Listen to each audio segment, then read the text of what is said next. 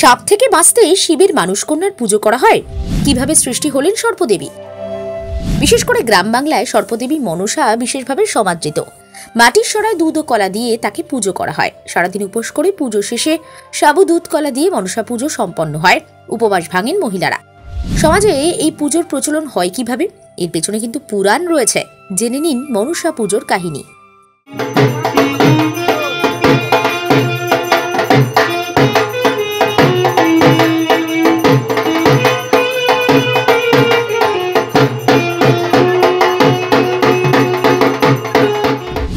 বিশ্বাস করা হয় শিবের কন্যা মা মনসা সাপের দেবী। মা মনসার পুজো করলে সর্প কামড় থেকে নিরাপদ থাকা যায়, সর্পদোষ থেকেও মুক্তি মেলে। এই পুজো ঝাড়খণ্ড, উড়িষ্যা, পশ্চিমবঙ্গ পার্শ্ববর্তী অঞ্চলের অন্যতম প্রধান উৎসব। তবে সারা দেশেই পুজো হয়। এই উপলক্ষে মন্দিরে মা মনসার আকর্ষণীয় বিশাল মূর্তি স্থাপন করা হয়। মনসা মঙ্গলের গানে চারিদিক মুখরিত হয়।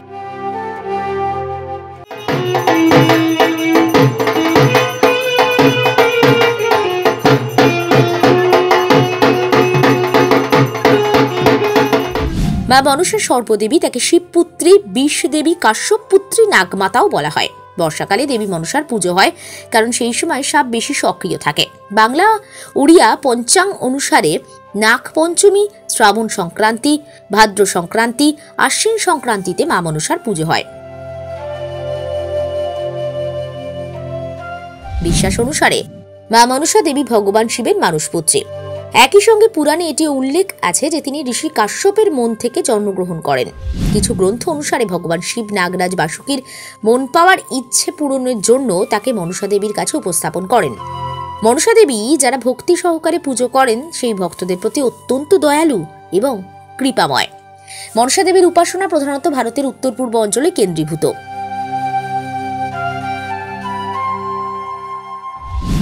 দেবী ভক্তদের মনস্কামনা পূর্ণ করেন, ভক্তদের সুরক্ষা দেন। দেবীর মূর্তিতে তার কোলে ও মুকুটে এই বিশ্বাসী পুত্রকে দেখানো হয়। অনেকের বাড়িতেও মনসা পুজো হয়। এই উপলক্ষে আকর্ষণীয় মূর্তি স্থাপন করা হয়। একনিষ্ঠ চিত্তে পুজো করলে ভক্তদের মনোবাঞ্ছা তিনি পূরণ করেন, এমনটা মনে করা হয়। পুরো পরিবার একত্রে বসে দেবীর পুজো করে, যাতে অশুভ শক্তি থেকে অশুভ বাধা কাটিয়ে ওঠা যায়। বাংলা ভাষায় রচিত যেসব প্রাচীন গ্রন্থে মনসা দেবীর উল্লেখ রয়েছে তার মধ্যে পদ্মপুরাণ বা মনসা মঙ্গল উল্লেখযোগ্য। এখানে দেবীর চরিত্র যেভাবে চিত্রিত তা স্বভাবতই ভয় ও বিস্ময়কর। মনসা মঙ্গলে চাঁদ সদাগরের কাছ থেকে পুজো পাওয়ার বাসনায় তার জীবন প্রায় ছাড়খাড় করে দেন মনসা। সপ্তডিঙা ডুবিয়ে দেন, এমনকি লক্ষিন্দর সহ সর্পদংশনে চাঁদ সদাগরের একের পর এক পুত্র প্রাণ হারান। আসলে মানুষ সমাজে প্রতিষ্ঠা ও দেব সমাজে স্বীকৃতি পাওয়ার আশায় দেবী ও মানুষের মধ্যে যে অহংকার প্রসূত যুদ্ধ, তাই নিয়েই মনসা মঙ্গল কাব্য। জরৎকারু জগৎ গৌরী মনসা সিদ্ধ যোগিনী বৈষ্ণবী নাগ ভোগিনী শৈবী নাগেশ্বরী জরৎকারু প্রিয়া আস্তিক মাতা বিশহরী মহাজ্ঞানয়ুতা, এই দ্বাদশ হল দেবীর নাম।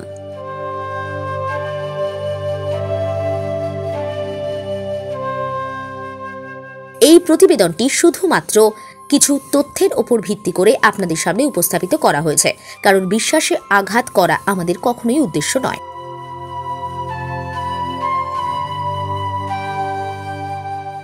Special reports, Sahajbela digital.